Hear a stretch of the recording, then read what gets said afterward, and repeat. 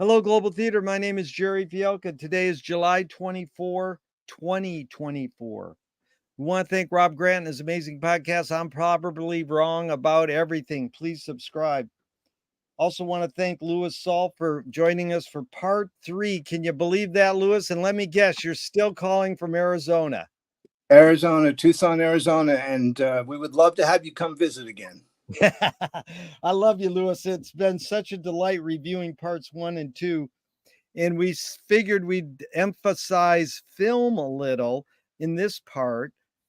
And we joined together as fellow Frank Zappa fans and music fans and discussed that thoroughly, but went all over the place in part 1 and 2. So let's start off by asking you, you told us how you became someone who wants to write about film when you walked out of a screening at the end. You didn't walk out of you after the screening of Close Encounters.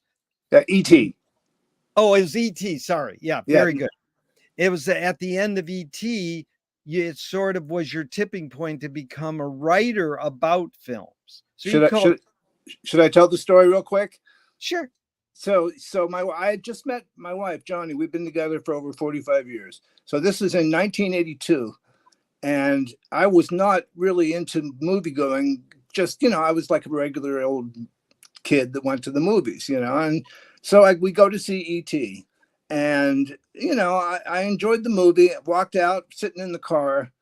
And I noticed I was crying, I was crying. And I was sitting there going, well, that was an okay movie, but why am I crying? I mean, I don't usually, I couldn't imagine, why am I crying? And I thought about it for a minute.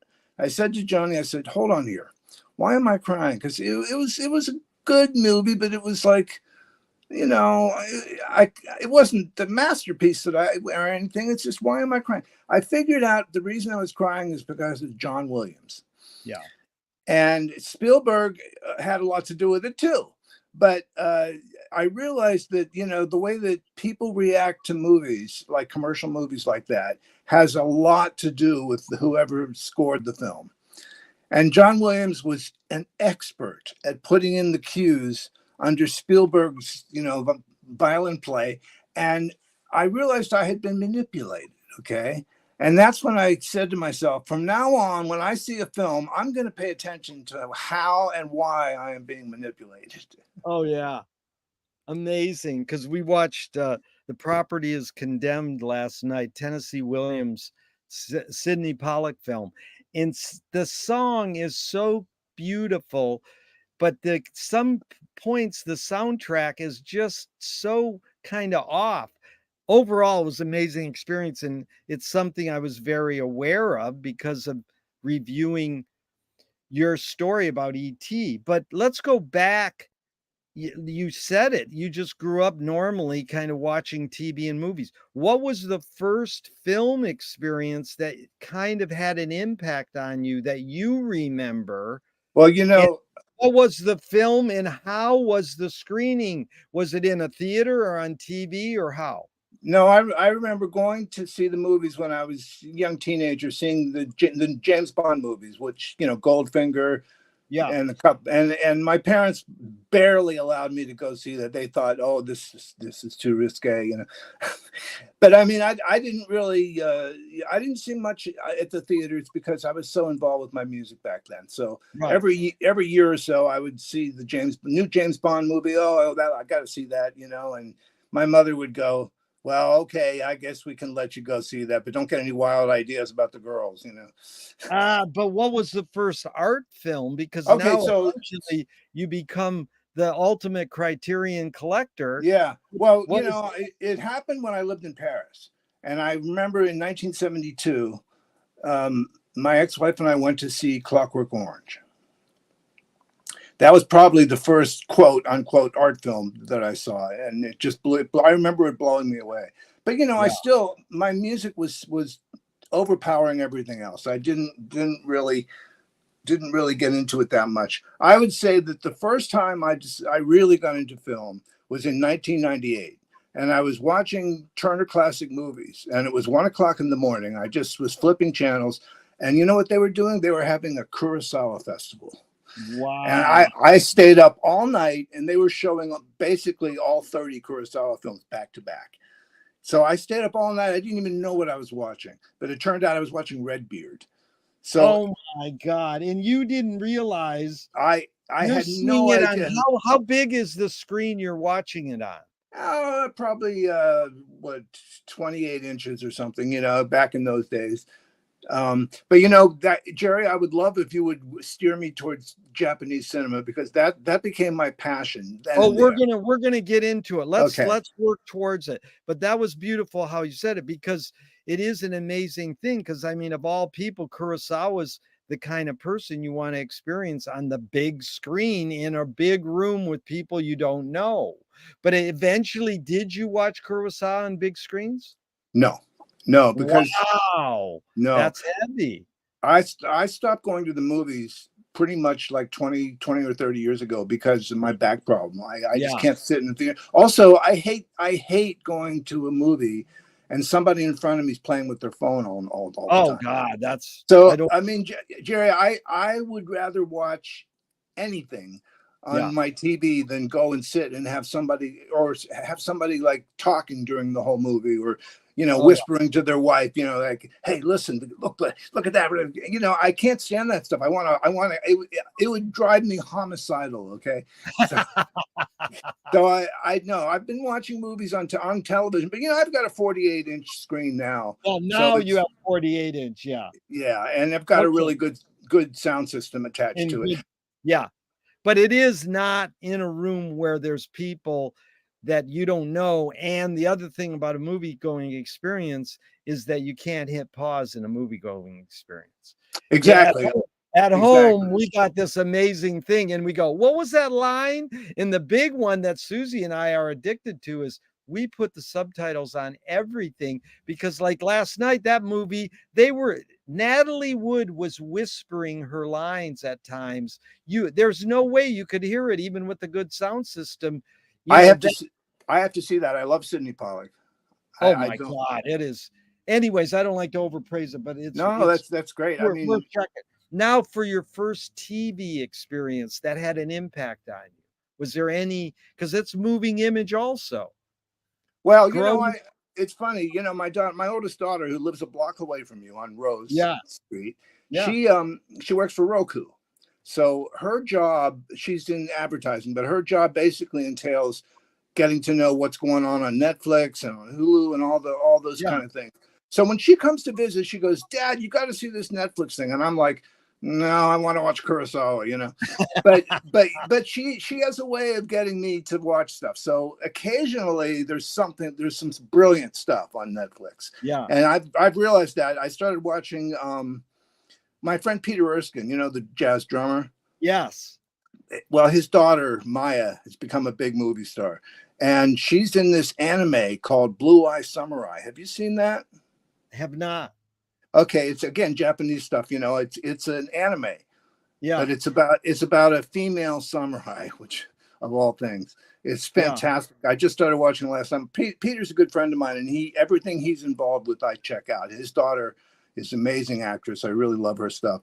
But I don't like to watch television because I got the Criterion Collection to watch. And But I'm it's like, saying, growing up, when did you first see something on TV that had an impact on you? didn't watch TV as a kid. Didn't watch TV at all. Wow. I Wow. was I was practicing, Jerry. That's Yeah, what I and did. that's I good. practiced. I have that visual of you sitting under a piano going through that score, Oh, I you know? told you that story. Yeah, Yeah, yeah, I love yeah, that. It's yeah. It's the visual, only because this first is time the beauty of moving image is different than printed word. So we with movie image, they supply, that's when MTV broke, was like, well, we grew up with transistor radios. We could visualize whatever we wanted. Now they're telling us what to see, you know. That's right. And, and so then what's the function of cinema? So there we go. Now we're talking. Yeah. See, so to me, the function of cinema is exactly what it's called. It's a moving picture. Okay, and one of the reasons that I like the Japanese so much is because the Japanese aesthetic, the Zen aesthetic, seeps into their storytelling. In other words, it's not just a Hollywood narrative. I mean, compared to the average Hollywood movie, the worst Kurosawa movie is brilliant to me. Oh yeah. And I could talk all day. I could just talk all day about the Japanese aesthetic. Kurosawa, Yasujiro Ozu, and Mizoguchi. Those are the big three Yeah. to me. Yeah. And for instance, one of the things that I like about those three directors, they all have different methods of what I call filmic punctuation. Yeah. So, in other words, Kurosawa, he grew up watching American serials from the 30s. And you know what their favorite punctuation is? The wipe. This way, this way, this way. Now Yeah. With Ozu, it's just the straight cut, and he likes to jump cut. Ozu will go from somebody about to get married to after the wedding. You never even see the wedding. He'll jump cut the thing. And Mizoguchi dissolves. Wow. So filmic punctuation became a very important part of my experience of watching film, because that's editorial, right? That's how when you make a decision, you've made a film, about this. When you make a decision to go from one scene to another, however you do it, is an editorial decision of yours, which affects everything that the viewer experiences, right? And it is an amazing thing because a couple of years ago they said, well, documentary filmmakers are now taking writing credit. Well, how can you take a writing credit? Well, there could be a voiceover, but you're taking writing credit. It's because the way you edit.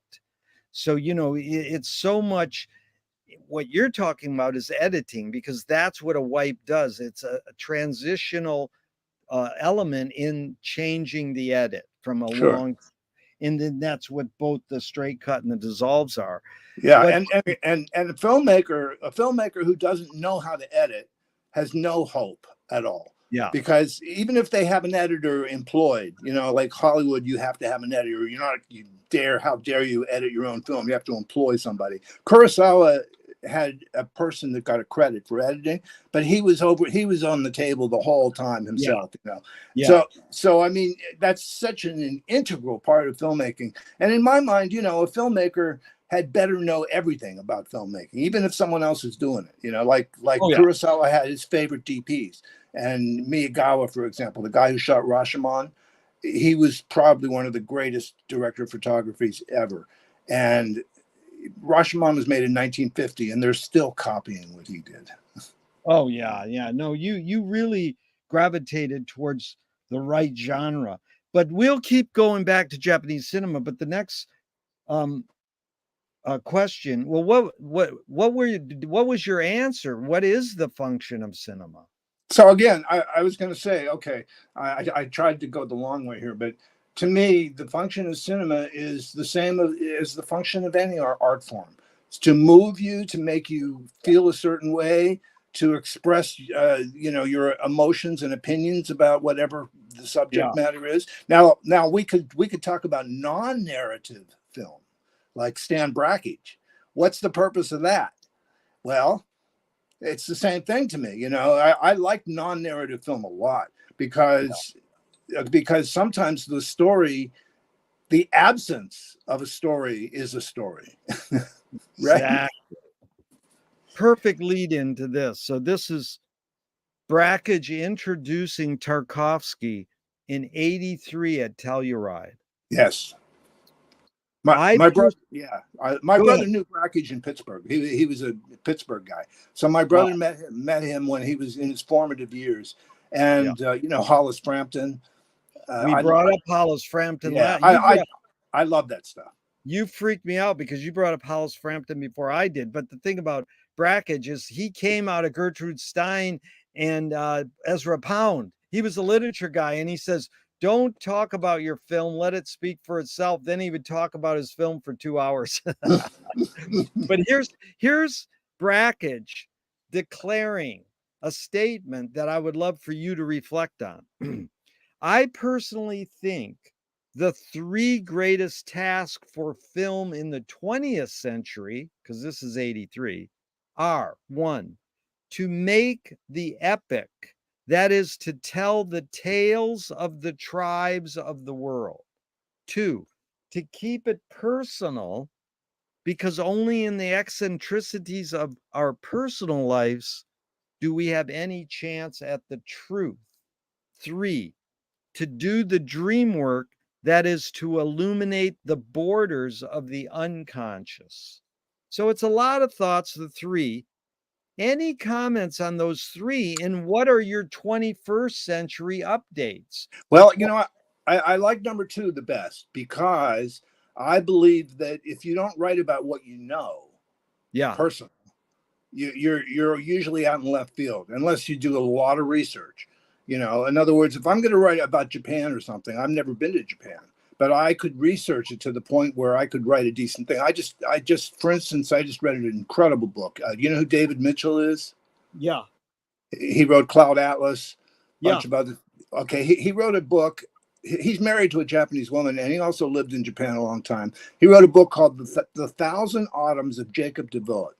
It's one of my favorite books because it's about 17th century Japan, and this Dutch guy who lands in Nagasaki and has to live on Dejima, the island that they built for foreigners. He researched so well. The fact that he wrote this book is incredible to me because he's not Japanese, but he got into their ethos so thoroughly and so beautifully. And he's one of my favorite writers, David Mitchell. So I don't read that much. You quote a lot of stuff that I really would like to get to, but I still working on Finnegan's Wake. Well, that's the ultimate. But let's go into this thing that you just brought up. Because I like that you picked that one to keep it personal. I like the epic, tell the tales of the tribe and illuminate the borders of the unconscious. But is there anything you would like to update and see cinema do more than those 3? That's a really good question. I think that goes back to my love of non-narrative film. Yeah, There's a few people like Brackage and Frampton and whatnot who work in that area, and I guess, Gerry, it has more to do with my distaste of Hollywood. Like yeah, I can't stand most American product because it's yeah, just so fabricated and fake. yeah, So to me, the realism, and again, it goes back to that number 2, being something personal that you really got into your soul. That's a tough one. It's like, to me, I'm still in the 20th century. I'm barely aware that we're in a new century because I'm watching films that were made in the 40s and 50s and maybe that's 60s. that's very true. That's what we I do. think there's so much crap, just the last 25 years, if you want to talk about this century. Yeah, I could name maybe 4 films that have turned me on in this century. yeah. But And here's what you touched on there is actually Eric McLuhan pointed this out, that the word fact, FACT, and the word fake, FAKE, both derive from the same Latin root, to make. mhm, So that's mhm. what you're after. And this is a couple comments about motive in making films. Poet critic Helen Vendler just died, and in her obit said, "I write to explain things to myself." There we go. So I mean, I talk about that in regards to what your deal is you know how to do deep research and really be a studious person Sure.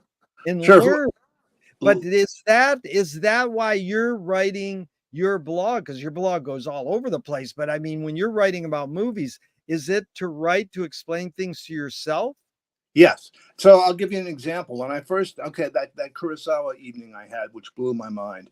I then started. That's how I got into Criterion, because I started collecting Kurosawa films, and I would watch them, and then I would rewatch them, and then did something that's so nerdy that I'm almost ashamed to talk about it. But it gives you an example of how I wanted to study film. I went through every Kurosawa film and basically wrote down what I saw in every single frame. So in other words, I no, literally, I would spend 32 bullet points per second. Okay. I'm Wow. sorry, 20. I'm sorry, 24. Yeah. So at 24 frames a second, I would go, for instance, in Kurosawa's early movies, he did most amazing things with those 24 frames. He would use just one frame with 1/24th of a second to express something. There, one of his films, somebody falls down the stairs, and I studied that. It took 3 seconds for the person to fall down the stairs. So that's 24 times 3. But in that period of time, he used one frame to get in on her face because she's tortured. She's being. This is a woman that's being thrown down the stairs by the militaristic Japanese, and there's one frame of her face looking tortured. And 1/24th of a second goes by your eyelids. Have you ever read Flickr? Do you know about Flickr? What is it, magazine or book? Book. What's the author's name? Oh, I can't. I can't Anyways, remember. I Yeah, know a little. it's about the gate of a movie projector, okay, and how the gate is what flicks. It flicks 24 times a second. So Is it a novel, fiction or nonfiction? it's fiction. I Yeah. can't Okay. look it up. I'm sorry, I Okay. can't remember. No, that's all right. I've seen But it. And anyway, that book talks about how we perceive movies. For instance, we're capable of seeing 24 images in a yeah. second. Our eyes are capable of it. But if you're an average moviegoer and you're turned to take your popcorn and put it in your mouth, you're going to miss so much. If you don't, Oh, if you don't, totally. That's yeah. why when you watch TV at home, you're less, you turn your head more. Whereas in the cinema, it's more like you got the reality tunnels on. But I have rules in my house. People don't talk when we're watching a movie. I don't, But if I have to go to the bathroom, I'll put it on pause. But Yeah. generally, I like to pee before I watch a movie. Oh And yeah, yeah. No, I I love the no talking rule is great. no, People yap, but they yeah, don't. Anyways, but this is funny because I wanted to go into this slowly, and again, things will come back around. sure. But McLuhan says everything we invent extends some humanness. No, and you told me what the trombone extended for you, and what the pen, because you write compositions of music with a pen on paper, notes. So what does cinema extend for you? What humanness? Hmm. Well, I guess, Jerry, that my ears were always my most important organ up until, like I said, in '98 when I discovered cinema in a big way. And then all of a sudden my eyes became important. And it's funny Right.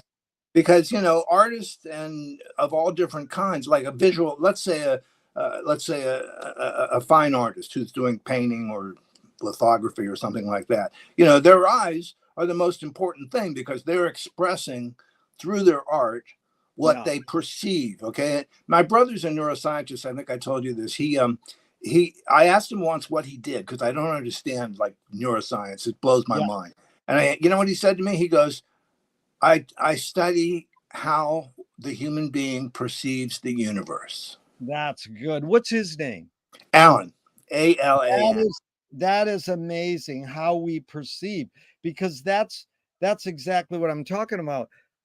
That's more McLuhan. He's percept, not so much concept, but he lives in a world of concept because he's a academia guy in literature. So they think he's talking concepts, but indeed he's talking percepts. He's teasing people. And that's why he's considered a fraud sometimes, or a charlatan. But this is funny because he said cinema extends our foot because we travel. A lot of people say cinema extends our eye or memory, but it's funny what this experience of going into a dark room and watching cinema the way we have mostly done for 130 years. Now it's totally different. People watch films. I mean, one experience for me when I used to travel once a year was watching a film in the in an airplane, and seeing four other screens nearby and what they're watching. And it was an amazing experience. And then you couldn't hit the pause button for yourself, they would pause it. So, I had a heavy experience of watching Barbie and Oppenheimer on a flight there and back, and same with Elvis. But At the same here's time.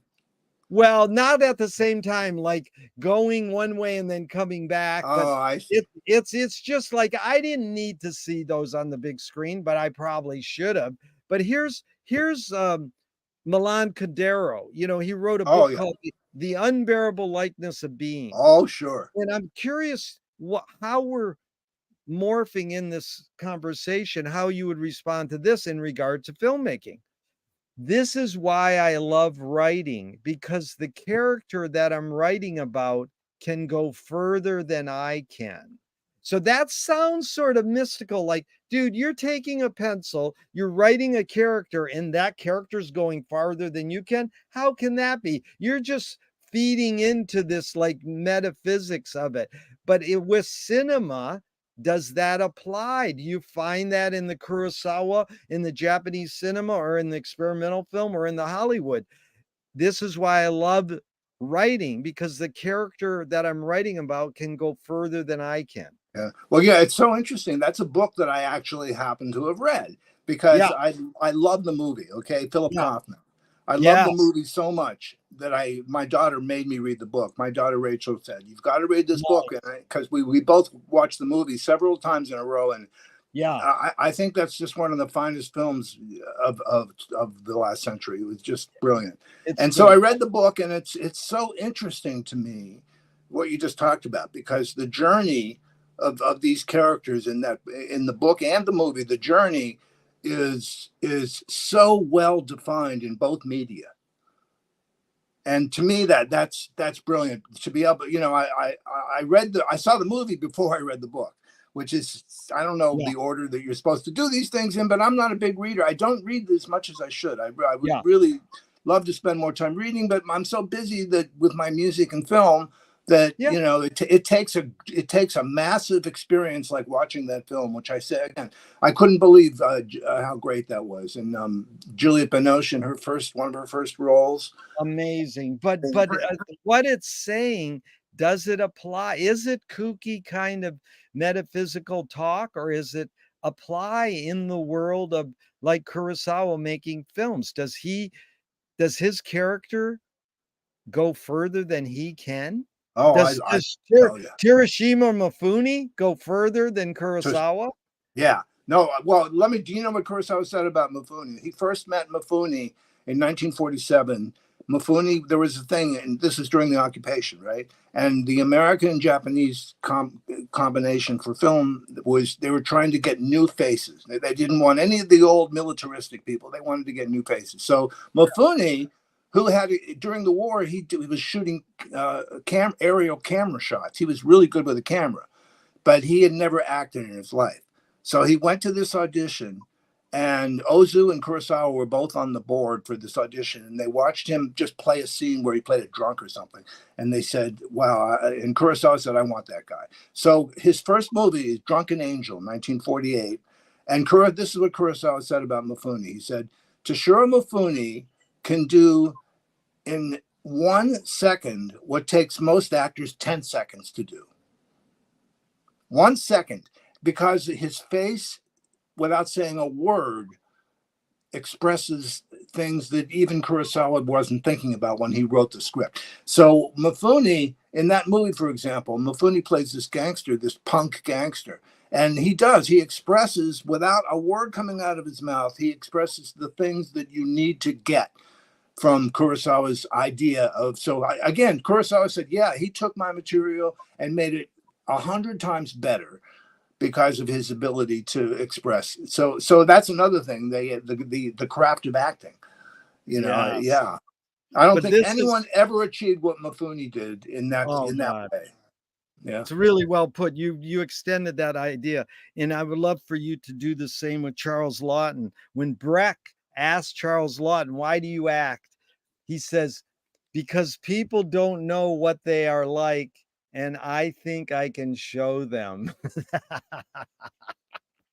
Now You that know what, sounds Brad? a little egotistical, but is No, that talk about that in the form, especially like Mifune, of film yeah. acting? Well, I mean, Lawton was great. You know what Marlon Brando said. Marlon What? Brando said, and he said, acting is simple, ridiculously easy stuff. Anyone can do it. And I forget who he was telling this to. I was just reading about this the other day. I forget who he was talking to, but he was talking to a young actor, and the young actor was like nervous and everything. And Brando said, "What are you nervous about? You know, anybody can do this shit. It's like it's so simple." But of course, that's coming from a technician who has internalized his art. And it's Brando's not my favorite of all, but I mean he was pretty good, you know. He was pretty good, and but he internalized it to the point where when you're a great actor, you're not really acting anymore. You're just being the character. And if you can internalize, that's, I guess they call that method acting, really, Yeah, because if you internalize the character and he becomes you, really, you aren't acting. yeah, You're just internalizing someone's fiction, yeah, right? So again, Mifune to me is the greatest because he would take what Kurosawa wanted to express and he would just give it such electricity and such yeah, energy. And even the quiet stuff. I mean, one of the things that was great, Kurosawa challenged him to play different kinds of roles. So Mifune is not always the samurai. Most people know him as the Yojimbo samurai, you know, but he played a lot of very weird, calmer roles, old men who had, you know, weird ideas. Like I said, he's one of my favorites because he could do it all. yeah. And it is leading to this thing of how we create, even music, poetry, books. And I've got to go back to your book thing for a second, though, before I forget. Hitchcock's and McLuhan's favorite joke was two goats are eating film coming out of a film can on a lot right over here in Culver City. And, David O. Selznick's house and where they shot in the same year Finnegan's Wake came out, 39, Wizard 39. of Oz and Gone with the Wind and Finnegan's Wake. And these two goats are chomping down on the film, and one turns to the other and goes, "The book was better." I And thought you were gonna go another direction because yeah, you know Richard Linklater. yeah, We were talking about Hollywood. You know, he's one of my favorite American directors. yes, And you've seen Waking Life, of course, right? yes, So Waking Life it made him famous because it's philosophy rotoscoped. You know, it's yes. very Oh, yeah, very clever.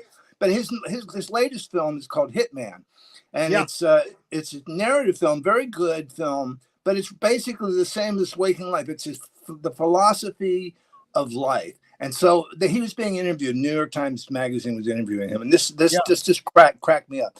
They said to him, what's different between you as a 60-year-old now and when you were 25 making Slacker, you know? yeah, And he said, well, I'll tell you the truth. When I made Slacker, if you had told me that I'm throwing the negative of Slacker into a lake and my best friend is right next to the film stock in the lake drowning, which do I save, my film or my friend?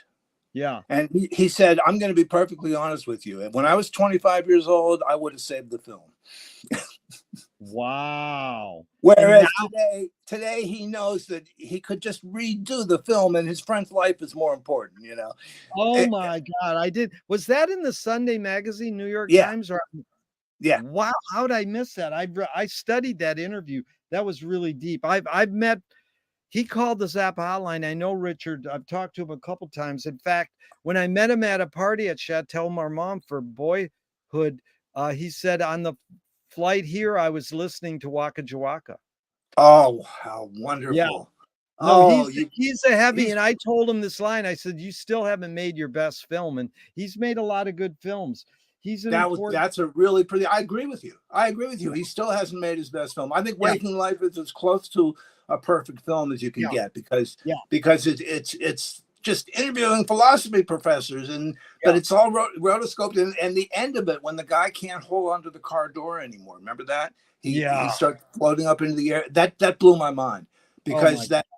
life is a dream, and it's like You know, you got to I agree with you realize. though. He's made Well, some good ones, but you got to realize one thing about him is that he made his first film on Super 8 millimeter, and it's on the Slacker I know. DVD.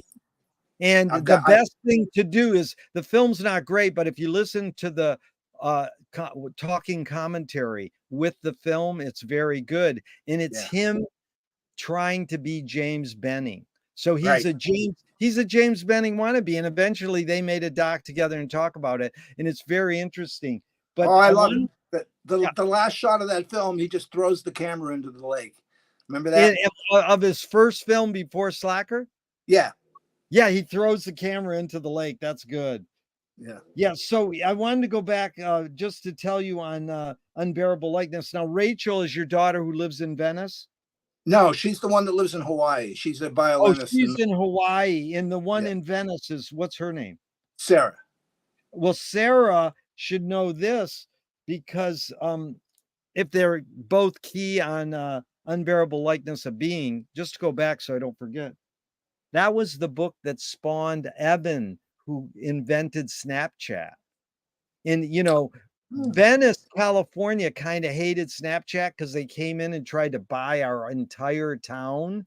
And it was like, it's a weird long story, but I did a lot of research on him. And that's, he was just a smart ass kid in college and he didn't want to work for the man, came out of a rich school in Santa Monica Crossroads, and he didn't want to work for a man. So he invented like all kids do, they invent code or programming, and he invented a program that was a mockery of Facebook. It goes up for a second and then it disappears. But his motive came out of Unbearable Likeness of Being. And I kept trying to ask people, what was it in Unbearable Likeness that helped him spawn Snapchat? And he, Yeah, Jerry, I have to confess, I don't even know what Snapchat is. it's just one of these formats like Facebook, Instagram, TikTok. It's Right. a social media thing that Is came that the out. one where your messages just disappear after a Yeah, while? yep. And that was the main thing. But it's still around and it spawned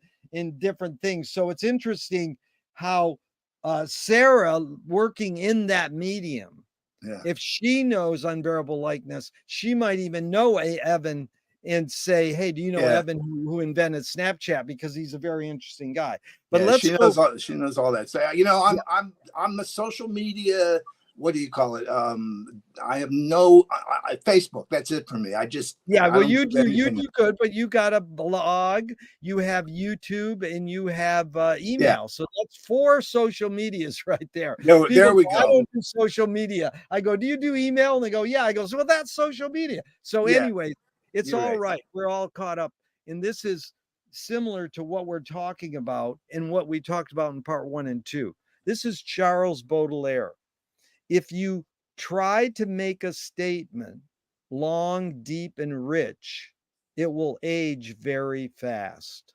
If you try to only own the day you're talking, it will last forever. So it's about this concept of be here now, in living in the moment. And maybe Tirashima Mifune could do that. He could live in the moment and create what the director needed in a second rather than 10 seconds. And Exactly. that's what you know this from music. Music is great because it's a live experience. Once we recorded music, we ruined music. And you know what I mean by ruin. We changed it.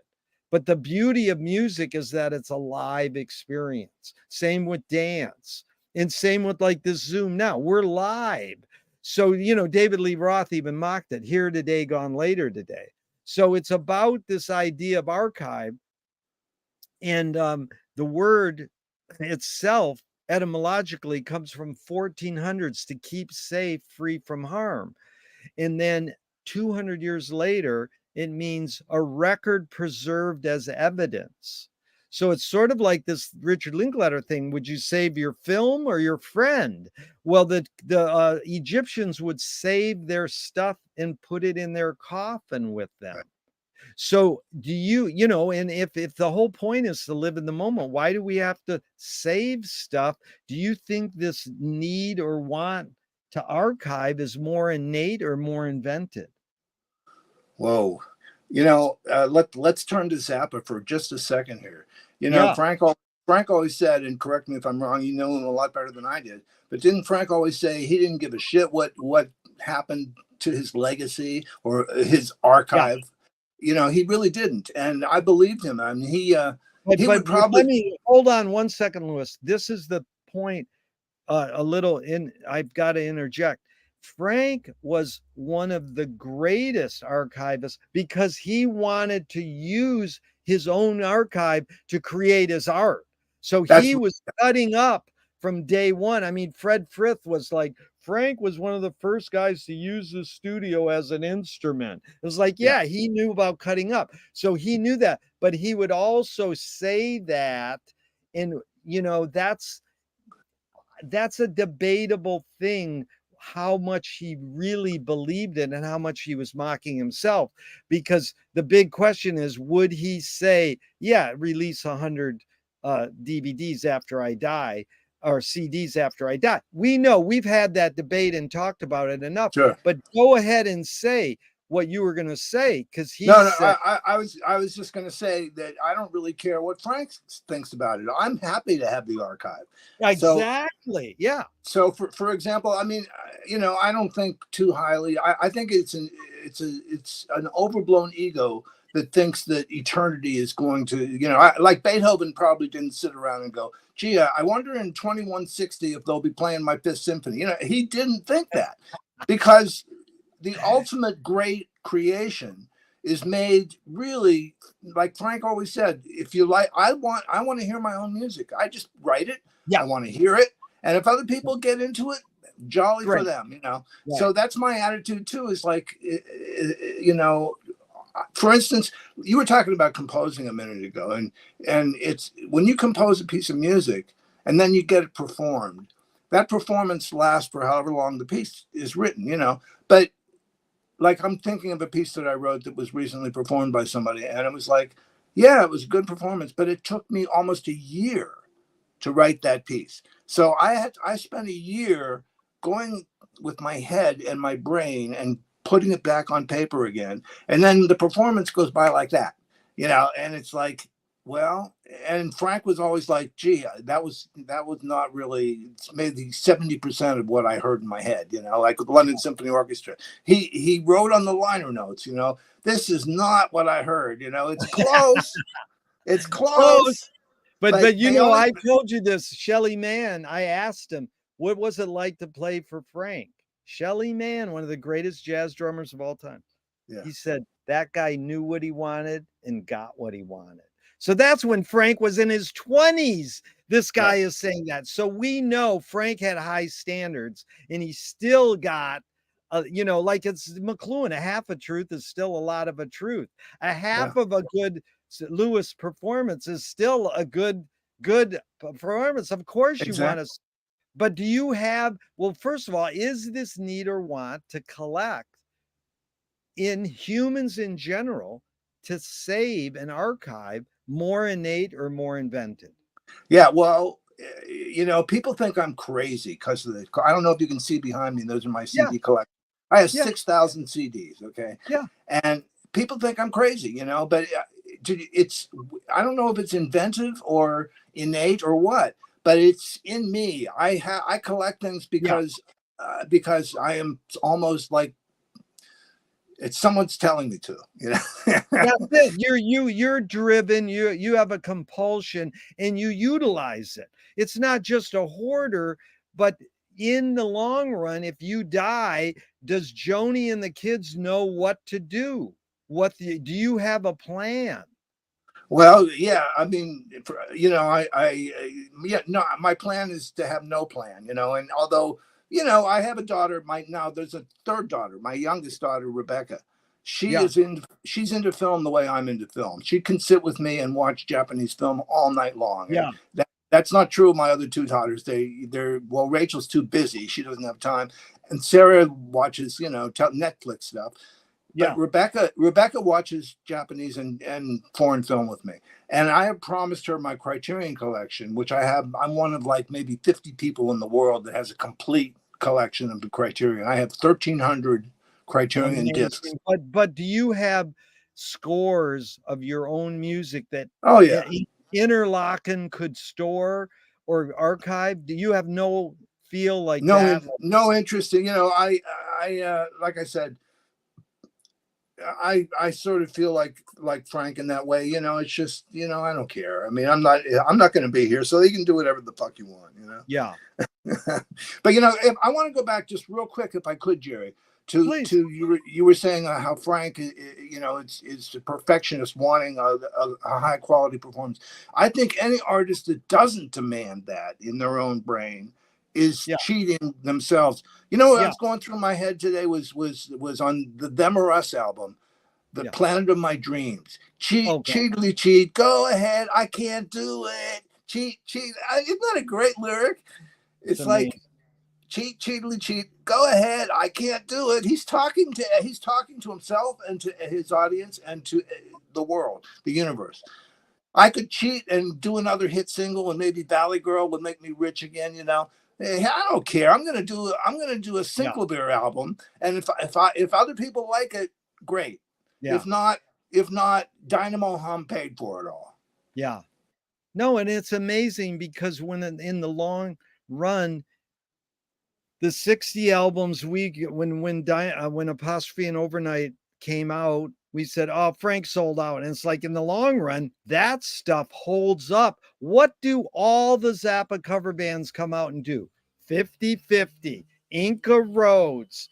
They do the same super hot, you know, it's amazing, except Stinkfoot Orchestra, my favorite of all the Zappa cover bands. You've got to see them. Watch them on YouTube. Yeah. And actually, Furious Bongos, I interviewed that guy too, but I've worked with the Stinkfoot a little, and I'm doing a funk song with their bass player, and they are quite amazing. They only have Zappa black lead vocalist.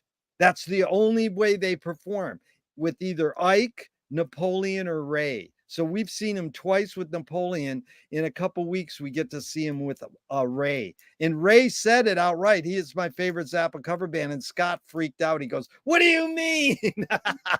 He was Well, pissed. Dweezil's finally back again with he's doing Apostrophe and Roxy now. We're seeing him in 2 weeks. Yeah, Say hi yeah. for me. Our friend's in the band, Zach Tabori. You should look up Zach's music. Okay. He's like the young new Zap of LA. And he Okay. hires Tommy Mars to be on his records, and he hires Cal Schenkel to do his album covers. And Dweezil finally went, "Whoa, I'll hire you." Great. So Well, I it's wish I could go. I can't get out of my house yeah, anymore. no, I understand, but you can watch it on YouTube, dude. It's not, Yeah, sure. I and then just watched. none of them are that important. You got to see them live. It's No. experience. The one thing we loved about Stinkfoot is everybody stands up and sings every lyric. They Sure. have a full horn section. They're a 14-piece orchestra, and they have two female vocalists live singing with Napoleon. Frank never had two female vocalists on Right. stage with. Not never, but not usually. Yeah, no, that's true. But it's funny. I was talking. I have an interlocking group once a week where we're all Good. 50 years. Anyway, I was talking about Zappa to them, and I was saying how I'm really impressed with the young people getting into Zappa, and they like this stuff. They like the Apostrophe. They like that stuff. But I'm in all these Zappa groups online, and I'm telling people, please, please, please listen to a few of his serious pieces. For Yeah. instance, Outrage at Valdez. Yeah. Okay. I consider that to be an absolute masterpiece. Wow. And most of the Yellow Shark stuff to me is masterpiece. None of the Above. Kronos Quartet commissioned that. Times Beach 2, the Woodwind Quintet. Yeah. That's the Zappa that I want people to get into. And it's tough because these kids go, I don't like it. I don't like it. Well, I mean, Yeah. have you really given it a chance? To me, I love all of it. I love all of it, and Bamboozled by Love. Yeah, it's great stuff. But Yeah. to me, it's all in service of this music that really Frank wanted to write more than anything. Yeah. And it's interesting because I talked to Kronos when they commissioned Frank, and they couldn't do all three movements. and they only did two that he wrote because the third one was too hard or something. And Yeah. I said, well, who are the hardest composers in the world? And he goes, Elliott Carter and Frank Zappa. Yeah, yeah, and that's a great example. Elliott Carter wrote five-string quartets, and it takes years for a quartet to learn like the fourth or the fifth. He wrote the first quartet in 1950, and the fifth quartet, Juilliard came here. I must have been 2000, early 2000s, and I was Yeah. still going to concert. Juilliard came here and did the fifth, and they completely fucked it up. I mean, it Oh, takes like wow. and Juilliard, that's one of the best quartets in the world. And I Wow. know that piece so well. And I was like, I went to the pre-concert talk and I asked a question about metric modulation. Do you know what that is? Have you ever No, heard that? tell me, please enlighten. Metric, well, you know what modulation is in music and in Yeah. harmony, right? You go from one key to another, and Yeah. it's the reason for modulation in music, harmonic modulation, is because it makes it interesting. It Yeah. makes your ears perk up. Well, metric modulation is something that Carter invented, and it has to do with doing the same thing with harmony, but with rhythm.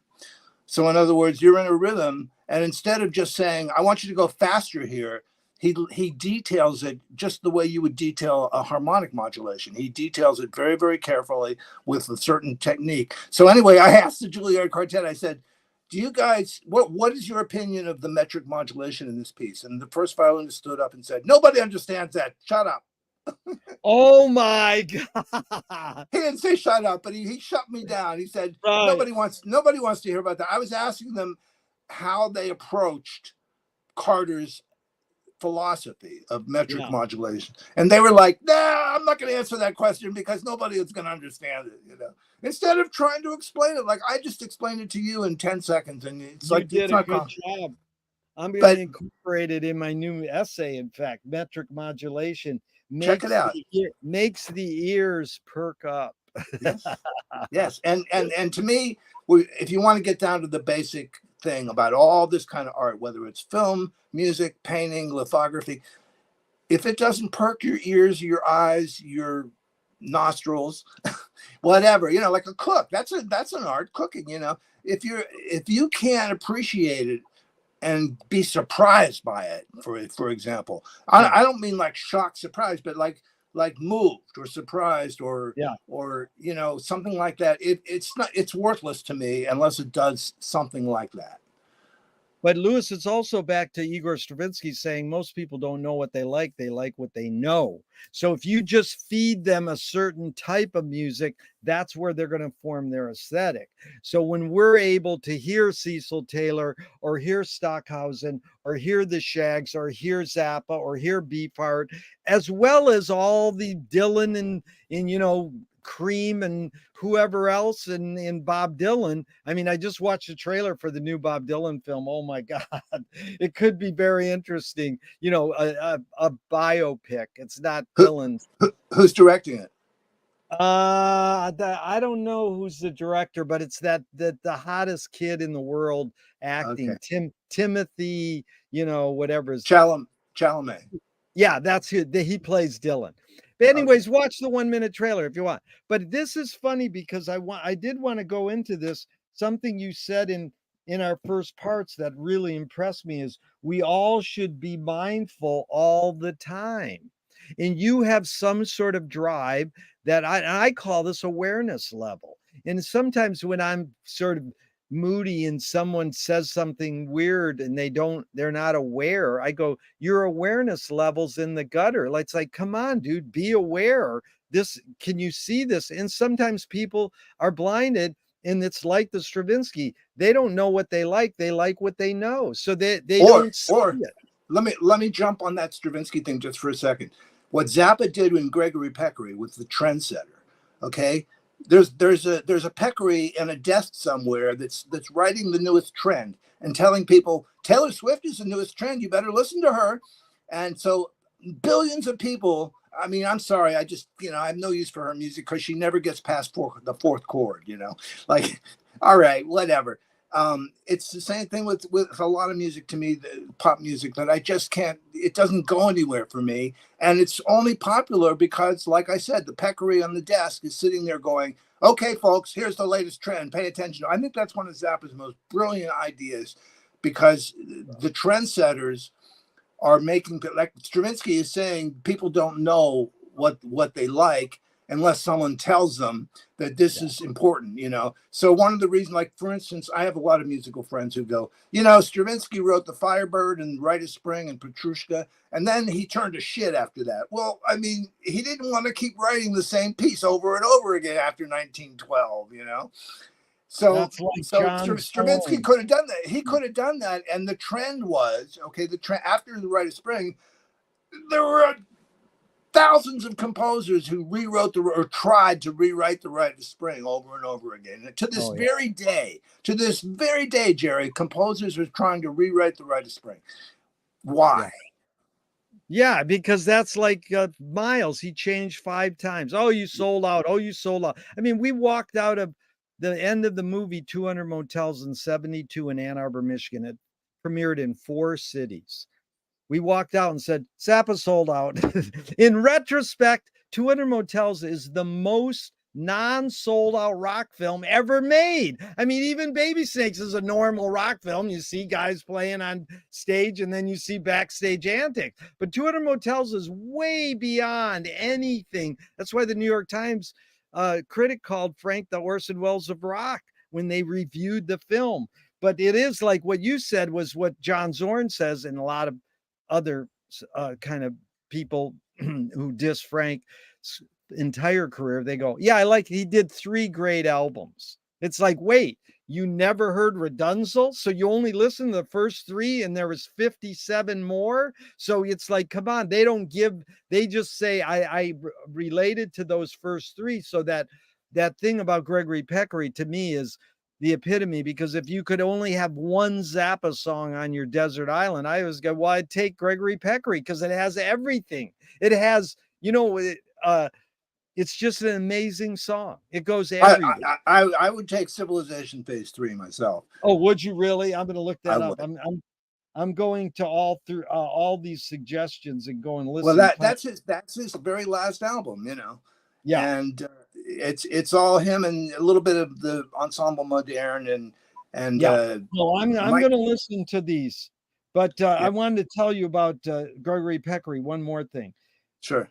Working for Frank for 10 years in the office, Frank and Gail would buy a cake and a bottle of champagne for any office person. They only had like 10 employees when their birthday came up. So in the middle of the workday, we would stop and eat cake, like Jack LaLanne says, why do we give white lard, white sugar, and white flour to someone on their birthday and go, here, live longer?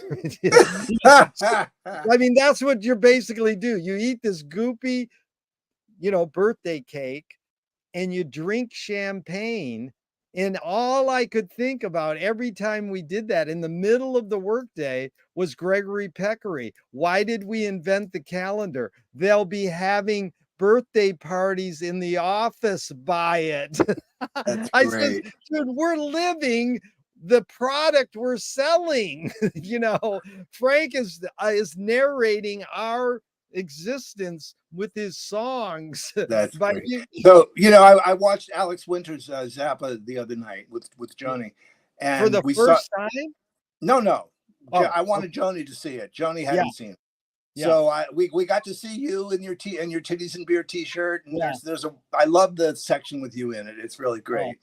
thank you.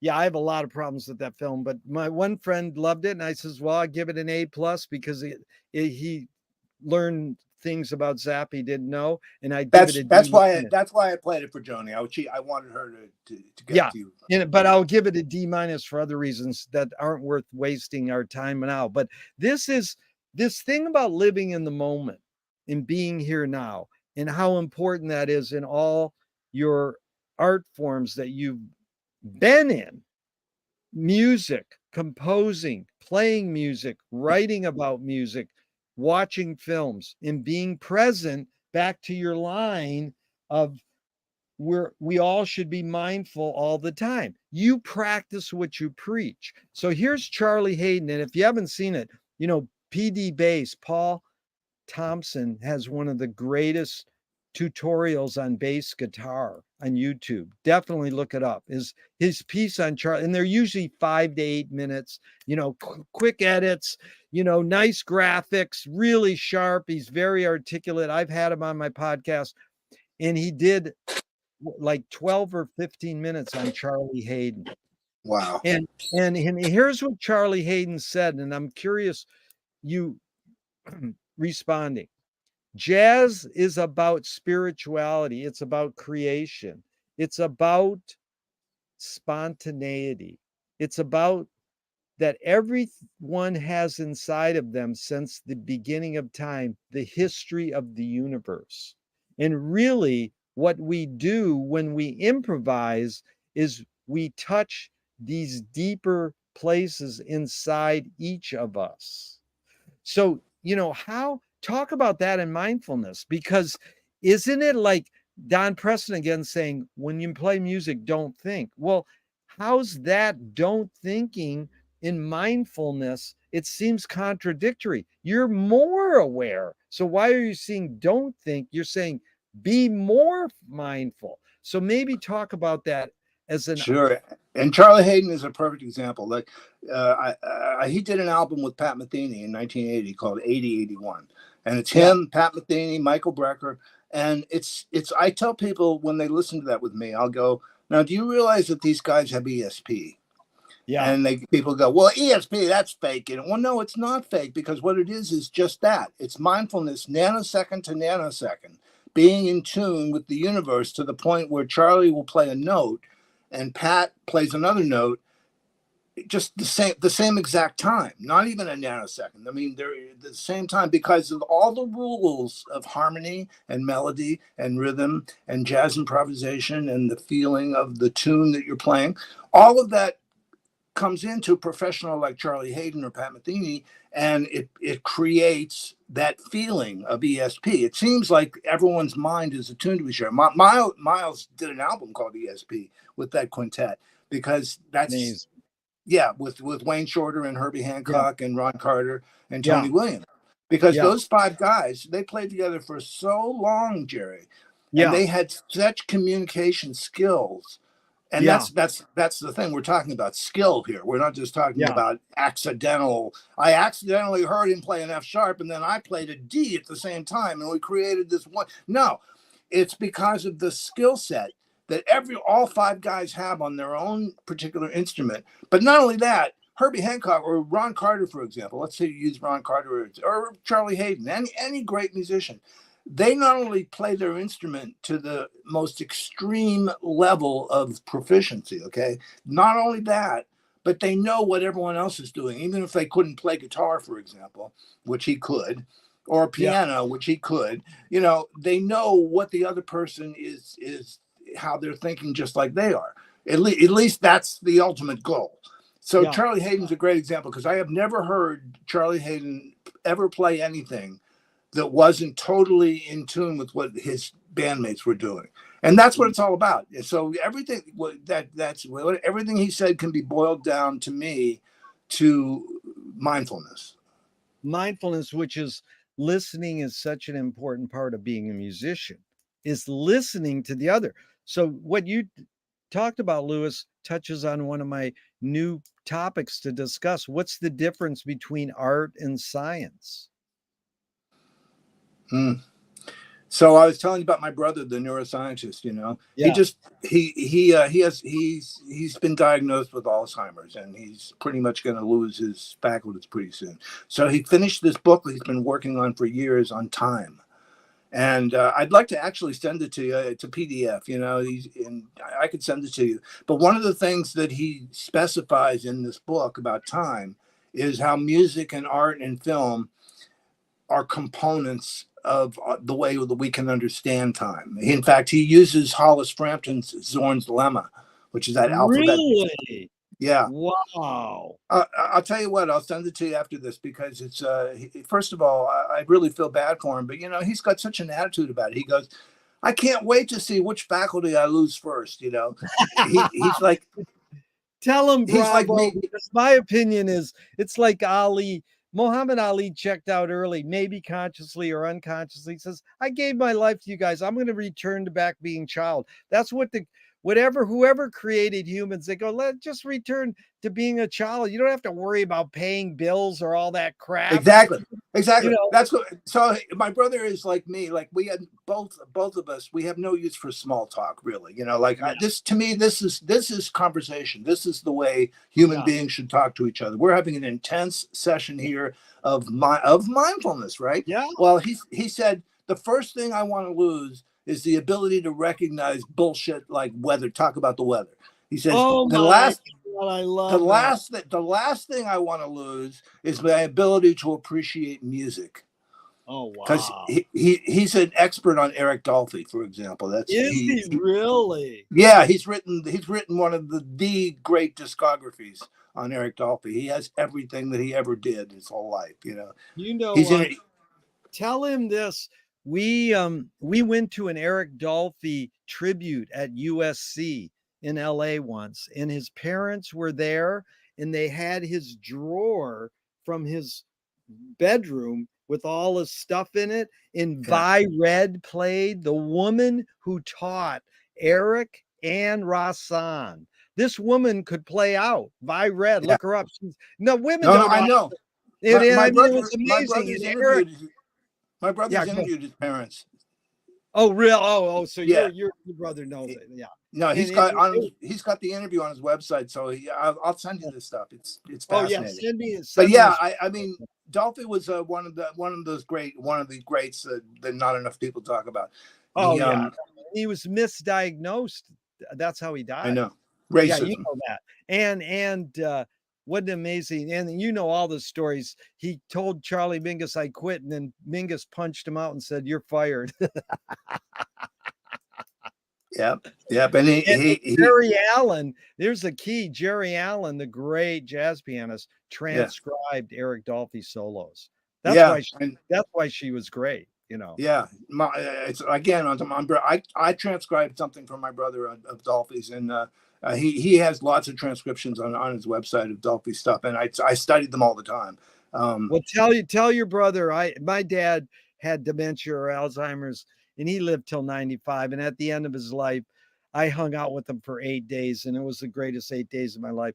And basically, it is this freedom, and it's so like it's so liberating, but it's so demonized, kind of. Oh, you got Alzheimer's or you got yeah. dementia, and it's like Well, it's a scary disease, but played a piano for a whole group of Alzheimer's patients, and that was my whole attitude. It was like, okay, you guys, do you remember this one? And I'd play an old yeah. standard, Well, and that's everyone why was.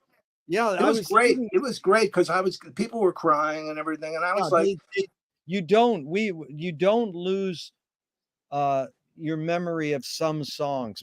My wife sang at Alzheimer's place, Susie, and she did the Girl with the Three Brown Eyes by Abe Burrows. And this is an obscure comedy song. And this guy in the audience started singing along. It was like, uh, whoa, because that's it is the last. Your brother's onto something. The last thing you want to lose is music. yeah, It yeah, probably is. It's yeah. probably the music. But But anyway, his book on time, though, a lot of it is scientific and way above my head. yeah, But there's a part on music and film, and especially film. He talks about Brakhage, and he talks about Hollis Frampton's Lorma, and he also talks about Ozu, because wow. Ozu's film, plays with time in a way that I can't think of another filmmaker that plays with time the way Ozu does, and he manufactures a whole lesson of time for you. But It's here's very the few profound. things, yeah, and it is, they say neuroscientists say that some of them say that sight is the most dominant sense. But hearing and sight and all the senses are important, but we're not sure. But the thing about science is people, it uncovers facts that can be interpreted many ways. So people think art is more like free and science is more linear, or like art is science is left brain and art is right brain, intuitive. But here's a couple quotes on science I'd love for you to just comment on in art. The first one is Jean Cocteau. Art is science made clear. That's great. That's great. Art is science made clear, because then we get into quantum mechanics, okay? Yeah. And Frank had it right, but everyone thinks it's a joke when Frank would say everything's happening all at once at the same time. They even made a movie with the same title, and that's one of the things my brother talks about in this book, is that's a truism that we really can't grasp with our hand. We can't grasp it with our puny little minds, right? But that is how I think we produce art, because of that weird quantum fact that everything's always happening at the same time and once forever. So, for instance, I said to Joni the other night, we were watching something. I said, we were watching this maybe 3,000 years ago, or we're gonna That watch is we're gonna watch on it again in Plato's 3,000 cave. years. Yeah, We're gonna Plato's watch it cave. again. Yeah, and It's true. it's like I like science fiction for that reason, because good science fiction puts you in the mind of why are we so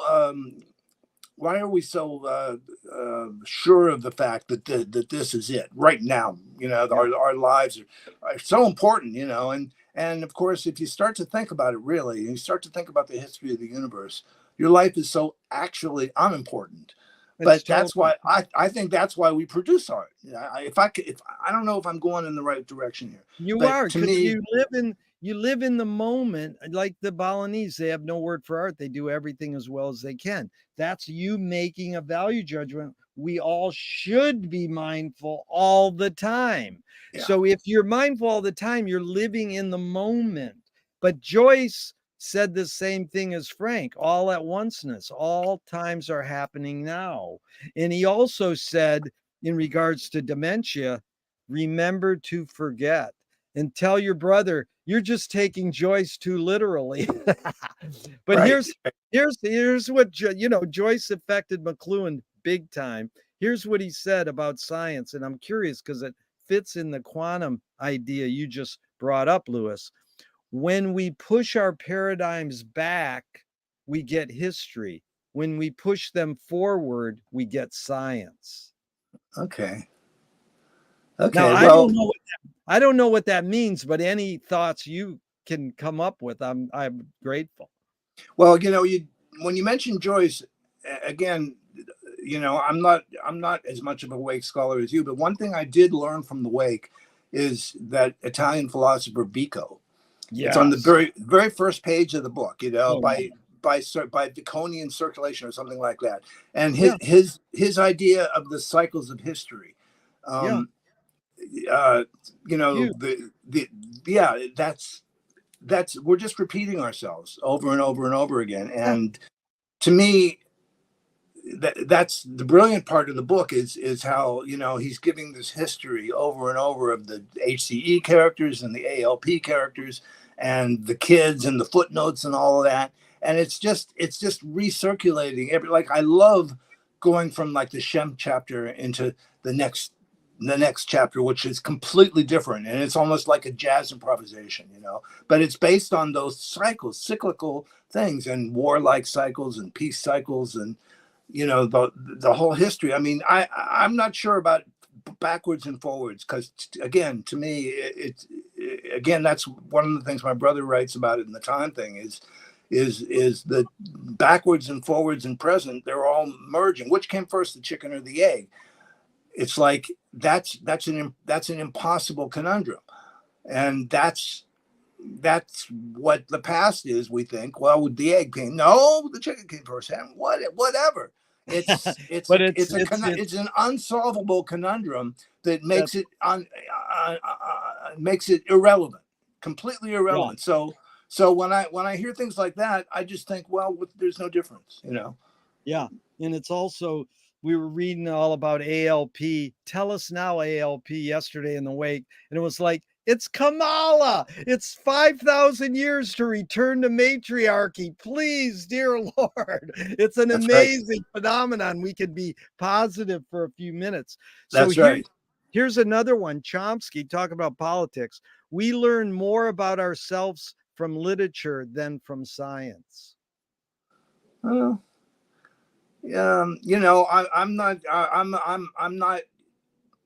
I'm not up enough on either of those to really make an opinion about it. Literature to me is one of my weak spots. I read. I like to read The Wake over and over again, and that's about it.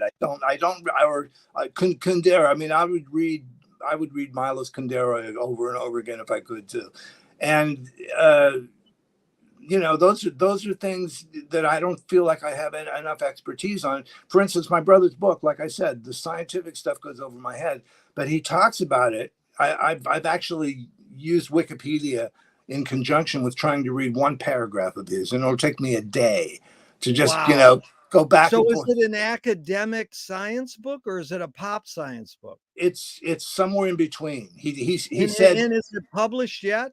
yeah, it's published, but I have it as a PDF. Right, but you could buy a hard copy?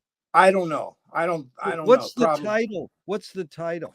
Hang on, let me look. Anyways, you just send it to me later. Yeah. Yeah, I've got it right here. It's hang on, let me get it.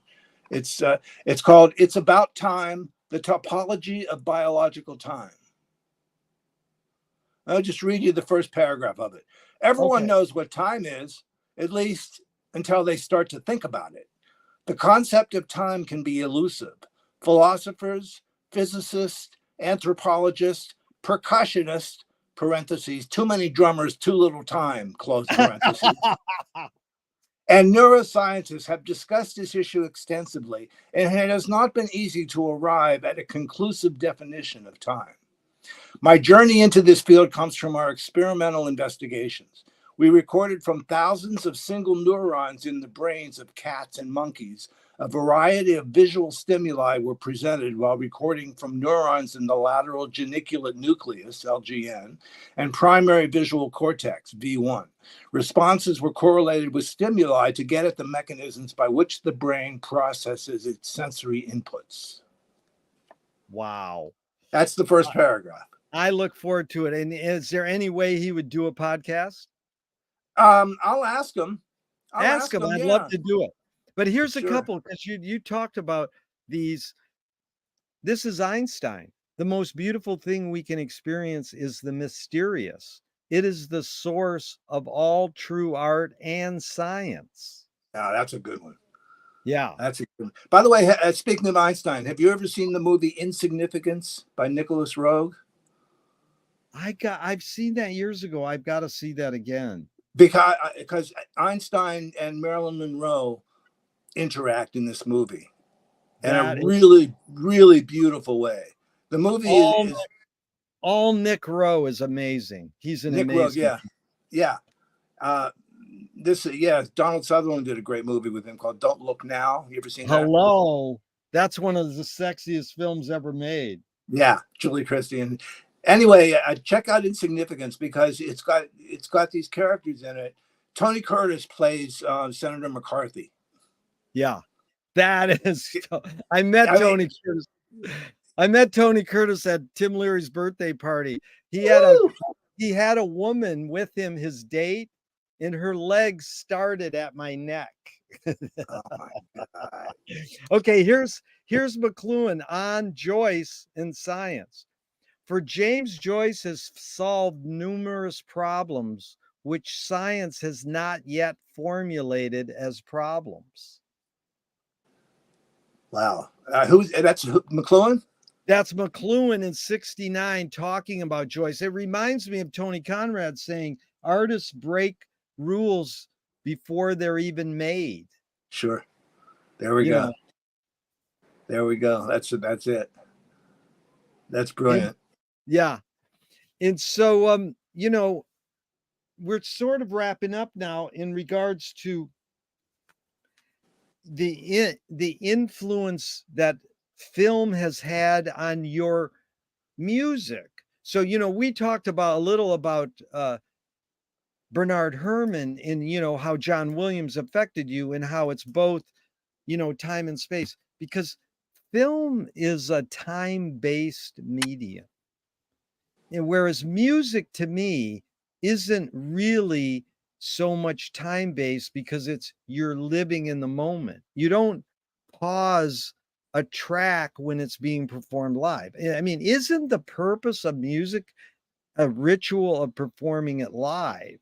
And you can't like pause it, whereas you can with a film. Now, that's not the whole history of film. They weren't pausing films until when, Sure. uh, so I mean, maybe just talk about that relationship of your interest in music just sort of morphing right into especially Japanese cinema, you Yeah. know. Well, Jerry, I have to be honest with you. I don't.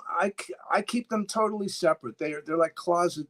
There's a closet door, and it's like my music is on the left side and my love of film is on the right. So Right. I've been doing music since I was 4 years old, Yeah. and film to me is just 26 years old, and I started as an adult with film. And like I Right. said, my first experience was actually a negative experience that got me thinking about film. That Right. negative experience of John Williams. And back to Kurosawa for a minute. I give Kurosawa a 98. You know why it's not 100? Because he didn't know how to use music correctly in his films. He doesn't Really? do it right. He doesn't do what John Williams does. In fact, he does the opposite of that. And I'll give you an example. In Kurosawa's Redbeard, which is a 3-hour masterpiece, but when he wants to express emotion, he tells his composer, who is this guy named Sato, he tells Sato, I want this to sound like Haydn's Surprise Symphony. So Sato, naturally being a composer himself, writes something original, and Kurosawa goes, no, no, no, no, no, that's not enough like Haydn. I want it to sound more like Haydn or Brahms or whatever. And he ruins his own scenes sometimes with inappropriate music. It's not that it's manipulative like John Williams did. It's just inappropriate. It's like he does this throughout. He does this until Ron, 1985, when he was already 80 years old, and he was making these last films of his, and he finally figured out that he should listen to his composers, who like Takamitsu. Do you know who Takamitsu is? Great Yeah. Japanese composer. Yeah. He Takamitsu scored Ron. Okay, Wow. and Takamitsu would not take Kurosawa's shit. Like Kurosawa would say, "Can you make it more like Mahler?" And Takamitsu would go, "Fuck you, man! I'm not going to make it like Mahler. I'm going to make it so it's appropriate for your great storytelling, where Nakadai is playing King Lear." Okay, Wow. Ron is King Lear, and it's absolutely brilliant. His later films. That's why I never In give him that 100. regards Yeah, I mean, especially in regards to the incorporating music, they're better. Yeah. Now let's Yeah. go to Ozu for a minute, That's okay? what I was just gonna ask. The other two Japanese heroes of you in cinema, how was their use of music? So again, Ozu, for example, loved early Hollywood. It's all the silent Hollywood movies and the very beginning of talkies. Ozu started making films in 1927. So he's still in the silent era. His early silent films are absolutely brilliant. And of course, in those days, music is irrelevant. It was played by a piano player or somebody at the theater, or if you could afford it, a little band or whatever. By the time Ozu started making talkies, he used the most simple music, and it never got in the way. And in fact, it's very sparse. He would use like old Black Joe, like old Negro spirituals, and he would just put it in there for just a little bit, and it never gets in the way of the movie. So he used music very sparingly, and when he used it, he did use it correctly, in my opinion, because he didn't try to manipulate you, and he also didn't do what Kurosawa did, which was put music in a place to try to make the film like stronger or I guess it's manipulative. But anyway, Ozu to me was brilliant in the way that he put together his films. And like I said, my brother talks about it in this time thing I'll send you, because his movies can take place over weeks or months or years even, and you don't know it because he leads. He leaves stuff out. There's big chunks, but sometimes there's small chunks. Sometimes like you miss a day, Sometimes you miss a whole week. And he doesn't tell you. He doesn't, like, in other words, but his punctuation is just the straight cut. He never does what Kurosawa does with a wipe to tell you, oh, now we're in a week later, okay? Because a wipe tells you that. So does a dissolve. So now we'll go to Mizoguchi and the dissolve. Have you ever seen Ugetsu? Years ago, but please Okay, enlighten me. watch Ugetsu and read. You can read my post on it in my blog, because I talk extensively about how he uses the dissolve in a non-traditional way. The dissolve in Hollywood is just like any other punctuation. It's like, okay, now we're moving on to something else. Whereas with Mizoguchi, the dissolve is like a gentle movement, not necessarily of time, but a gentle movement of cinema, being the artist that's creating the cinema, saying, I'm showing you now what these people were in a rowboat and on a lake with the mist coming in. And then he dissolves to the next scene. Instead of a harsh cut or a wipe, like Kurosawa, he just gently moves you into the next scene. And Mizoguchi is known as a woman's director, because all his pictures show how the Japanese woman is downtrodden and misused and put upon. And that's still true in Japan to this very day. The women in Japan have it bad. There is no feminism there. Women are treated horribly. And Mizoguchi was always like, this is how the woman suffers. In other words, his male characters are always shown to be causing the suffering of a woman or women. And so the dissolve is a very gentle punctuation mark. So again, these are my three favorite filmmakers of all time. They just happen to be Japanese. But one of the reasons that I love them so much is because of like I said, punctuation is artificiality. It's editorial. Yeah. And that, to me, that's better than, like, did you see 1917? No, what is 1917. It's a 21st century movie about World War I, and the directors try to do what Hitchcock did with Rope, make it seem like it's one continuous movie without any. I've heard of this. Yeah. Yeah, One take. Like one it's take. one take. Exactly. Yeah. Which, again, don't you think, Gerry? That's a kind of artificiality in and of itself. Yeah. Let's fool the viewer into thinking that there's no cuts or no punctuation anywhere. To me, that's worse than someone who over punctuates, which these three Japanese directors never do. Their use of punctuation is merely to show you. And in Kurosawa's case, like I said, the wipe, which he eventually gave up on. The wipe, was influenced by his watching all those 30 serials where, the cowboy would ride along and then the wipe. And so now you're in the tavern, Right. I So used to love all the wipes in Busley Berkeley and all the Sure. real different. But why don't we close out now, Lewis, and we'll definitely meet again sometime in the future. But I just with three questions, because we covered a lot. And in regards to film, in your deep dive into film, and we didn't even really get to talk about you as writing screenplays, writing essays on film, but more so just loving and studying film and being mindful of it. Really impressive. I'm really intrigued by your deep delve into all that. What's a question that remains unresolved for you in regard to film in your film study? Unresolved. Well, I suppose it's the future. The future of film. Like, for instance, I keep mentioning how I don't really like Hollywood films, but once in a while something comes out that shocks me. What was the film? What's the name of it? The film that Emma Stone just did. Yeah, it was so interesting, and it was unique. I can't remember the name of it now. Yeah. But I know what you're talking about. It's fantasy filmmaking. Yeah, and it was unique. There was something unique about it, and I thought when I watch a film, that's the first thing I want to see. Is I don't want to see the same old crap over and over again. But that's what Hollywood feeds you, because, again, goes back to Gregory Pecker. This is the trend. Do this, and I mean, like Barbie and Oppenheimer. Okay, it was great. It was great stuff. But break new ground for me the way that Yeah. every Kurosawa film did. Every Yeah. Kurosawa film, and again, I could do a podcast on all 30 films because Wow. I have them all memorized from the 1943 to 1993.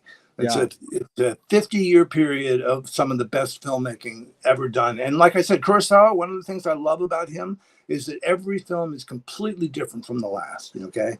And a lot of people don't know. They know Seven Samurai, they know Yojimbo, but they don't know things like Record of a Living Being, where Mifune plays a 70-year-old man at the age of 30.